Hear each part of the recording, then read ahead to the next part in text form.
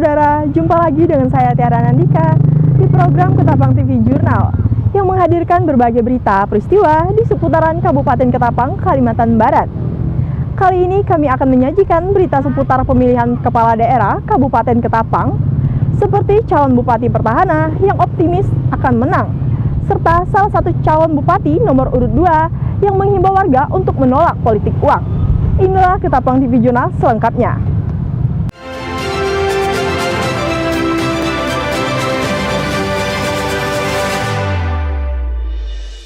Kita ke informasi pertama, saudara. Calon Bupati Petahana Kabupaten Ketapang, Kalimantan Barat, Martin Rantan, melakukan pencoblosan di TPS 11 yang berada di Jalan Jenderal Sudirman, Ketapang, Rabu pagi. Martin Rantan optimis akan memenangkan Pilkada Ketapang tahun 2020. Dengan menggunakan pakaian berwarna putih bersama keluarga, calon Bupati Petahana Kabupaten Ketapang Martin Rantan mendatangi TPS 11 di Kelurahan Mulia Baru, Kecamatan Delta Pawan. Sebelum masuk ke lokasi pencoblosan, Martin Rantan beserta keluarga harus melewati pemeriksaan standar protokol kesehatan COVID-19 yang telah diterapkan oleh petugas. Kepada wartawan usai melakukan pencoblosan, Martin Rantan optimistis akan memenangkan kontestasi Pilkada Kabupaten Ketapang 2020. Namun, dirinya juga menegaskan sudah menyatakan jika siap gagal memenangkan pertarungan dengan kandidat lainnya. Pak Bupati, harapan Bapak kepada seluruh masyarakat atas apapun hasil pemilihan serentak ini, Pak? Ya, saya pikir seluruh masyarakat harus menerima hasil pilkada serentak di Kabupaten Ketapang ini dengan legowo. Siapa yang kalah tidak sakit hati, siapa yang menang tidak membusungkan dada, karena kemenangan itu adalah kemenangan bagi rakyat Ketapang dalam menentukan pilihannya. Jadi yang kalah harus legowo, yang menang tidak boleh berbangga ataupun membusungkan dada. Harus bersatu kembali untuk membangun Ketapang. Martin Rantan juga berharap agar masyarakat dapat ikut berpartisipasi dalam pemilihan bupati dan wakil bupati Ketapang kali ini. Jangan sampai lebih memilih untuk golput demi membawa Kabupaten Ketapang lebih baik ke depannya. Tiara Anandika, Ketapang TV, mewartakan. Sementara itu, calon Bupati Kabupaten Ketapang nomor urut 2, Junaidi, melakukan pencoblosan di TPS 01, Negeri Baru, Kecamatan Benua Kayong, Kabupaten Ketapang, Rabu pagi. Pasangan calon bupati dan wakil bupati Ketapang yang diusung sejumlah partai besar ini siap memenangkan Pilkada Kabupaten Ketapang. Ditemani sang istri Yuniarti, calon bupati nomor urut 2, Junaidi menyambangi tempat pemungutan suara atau TPS yang berada tidak jauh dari kediamannya di Desa Negeri Baru, Kecamatan Benua Kayong. Dengan percaya diri, Junaidi beserta istri menerapkan protokol kesehatan saat melakukan pencoblosan, seperti menggunakan masker dan sarung tangan yang telah disediakan oleh pihak panitia pemungutan suara. Junaidi juga turut mengantri bersama warga lainnya menunggu giliran untuk mencoblos. Junaidi menyebut, Pilkada Kabupaten Ketapang 2020 harus berlangsung kondusif dan berjalan lancar. Masyarakat diminta untuk menolak politik uang agar mendapatkan pemimpin yang amanah dan membangun Kabupaten Ketapang sesuai visi misi yang telah dilontarkan setiap pasangan calon saat kampanye. Alhamdulillah kita sangat bahagia ya bisa memberikan hak pilih. Mudah-mudahan pilkada ini dapat memberikan pemimpin yang terbaik bagi Kabupaten Ketapang. Oke. Ada yang mau ditambah lagi? Dan mudah-mudahan di semua daerah di Kabupaten Ketapang pemilihan ini berjalan dengan lancar, aman, dan tetap jaga kondisivitas Kabupaten Ketapang yang kita cintai. Oke, sejauh ini Pak, bagaimana Pak? Masih optimis Pak untuk memenangkan Pilkada pada tahun 2020 ini? Sangat optimis, karena kita tahu masyarakat ingin perubahan. Junaidi yang berpasangan dengan Sahrani juga menegaskan siap menang, siap kalah dalam kontestasi Pilkada Kabupaten Ketapang.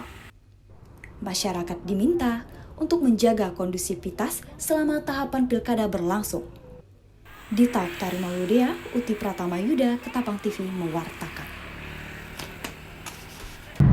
KPU Kabupaten Ketapang melangsungkan pemilihan kepala daerah di Lapas Kelas 2B Ketapang, Kalimantan Barat, Rabu pagi. Ada 660 warga binaan yang melakukan pencoblosan dengan menerapkan protokol kesehatan COVID-19. Sejak pukul 7 pagi, petugas KPU menggelar proses pemungutan suara di Lapas Kelas 2B Kabupaten Ketapang. Meskipun pencoblosan dilakukan di lapas, pemeriksaan protokol kesehatan bagi warga binaan yang hendak mencoblos tetap diterapkan oleh petugas TPS.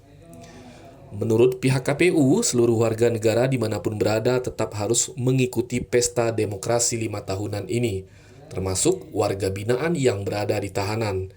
Sebelum dilaksanakan pemungutan suara, para warga binaan ini sudah didata terlebih dahulu agar dapat melakukan pencoblosan. Sakit kalau yang DPT-nya tidak ada apa. Kalau kemarin ada pergeseran dari kemarin kan ada pergeseran tahun baru masuk tanggal 7 kemarin. Karena kami dari tugas KPPS mintanya pergeseran tahun baru sekitar tanggal 10, tapi tahun baru masuk tanggal 7 itu jadi kendala itu. Muhammad Juwari. Sekitar dapat kalau salah itu Bapak dapat KTP, nah itu yang jadi kendalanya Pak. Kalau suara yang dikasih KPU itu kurang, nah ini masalahnya riskan di dalamnya. Jadi kalau tidak terakomodir suara dari luar untuk menggunakan KTP itu. Pemungutan suara ini akan dilakukan secara 2 gelombang.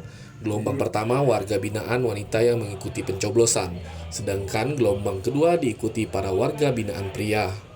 Sementara itu, berdasarkan catatan pihak petugas KPPS, tidak ada warga binaan yang memilih golput dalam pilkada kali ini. Egy Guntara, Ketapang TV, mewartakan.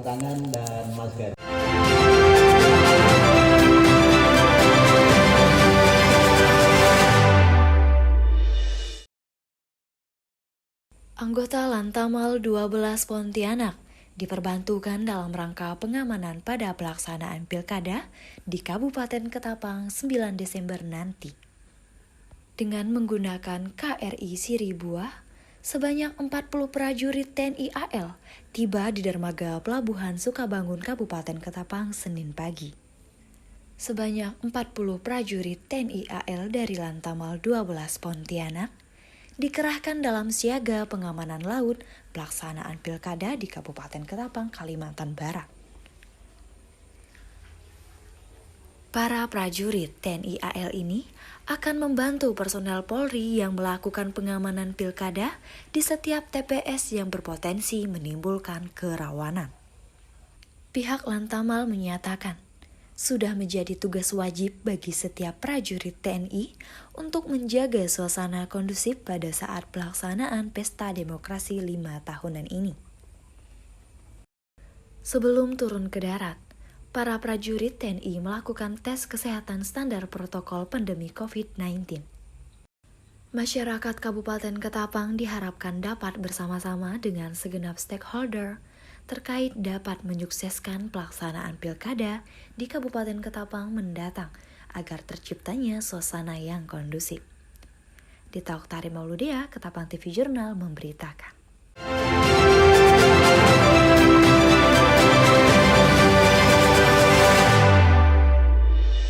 Demikianlah berita Ketapang TV Jurnal kali ini. Saya Tiara Nandika, pamit undur diri, terima kasih dan sampai jumpa.